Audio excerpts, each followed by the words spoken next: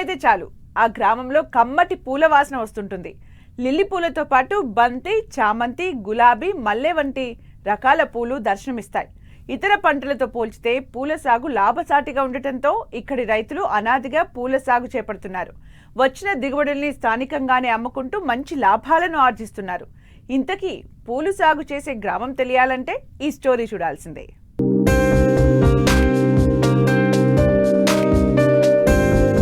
పశ్చిమ గోదావరి జిల్లా పెరవల్లి మండలంలోని పలు గ్రామాల రైతులు అధికంగా పూల సాగు చేస్తారు. ముఖ్యంగా కాకరపర్రు గ్రామంలోని రైతులు పూల తోటల పెంపకం, పూల వ్యాపారాలతోనే జీవనం సాగిస్తున్నారు. 8 నెలలు స్థానికంగానే కూలీలకు ఉపాధి దొరుకుతోంది. పూలు కోయడం, అల్లడం, తోటల్లో కలుపులు తీయడం వంటి పనులతో కూలీలకు ఉపాధి దొరుకుతోంది.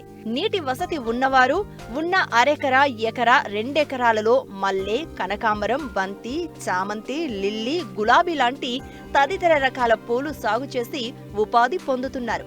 లిల్లీని ఒకసారి నాటుకుంటే 3 సంవత్సరాల పాటు దిగుబడి వస్తుంది. మార్కెట్లో లిల్లీ పూలకు మంచి ధర పలుకుతూ ఉండడంతో అన్ని పూలతో పాటు లిల్లీ పూలను సైతం ఇక్కడి రైతులు సాగు చేస్తున్నారు.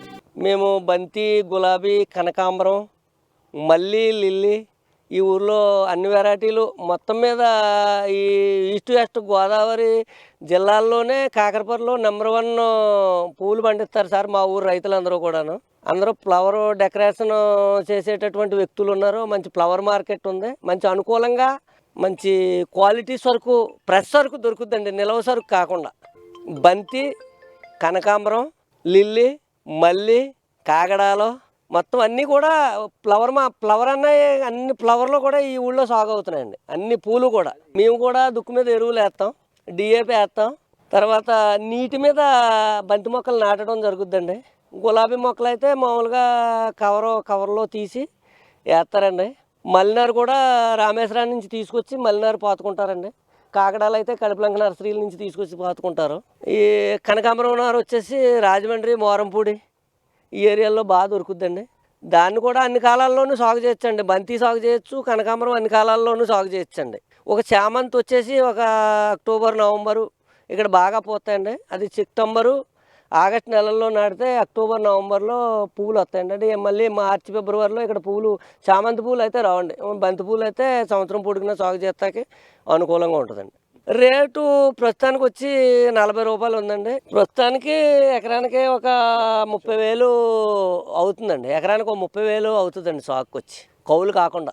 కౌలు వచ్చి ఒక 30,000 అవుతుందండి. 60,000 అవుతుందండి. 60, 30 ₹1,00,000 వస్తుందండి.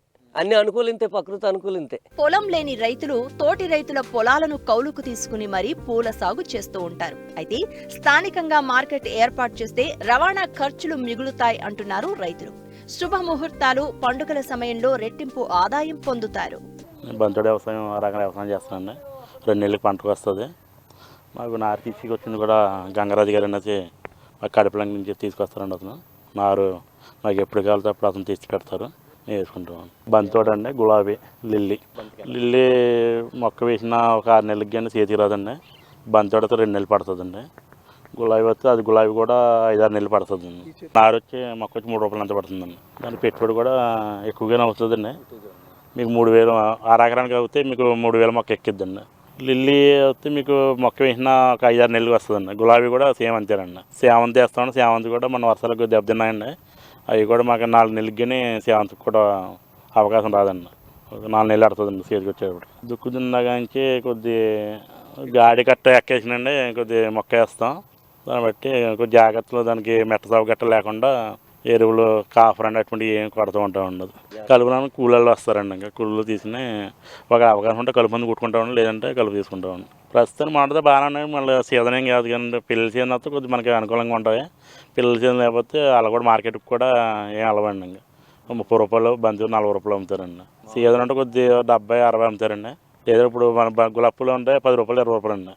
గులాబీ అందుకేం లేదండి. ఇంకా గిట్టుబడి అంటే మనకి బంతి పూలు మినిమం ₹50 ₹60 ఉంటే పర్లేదండి.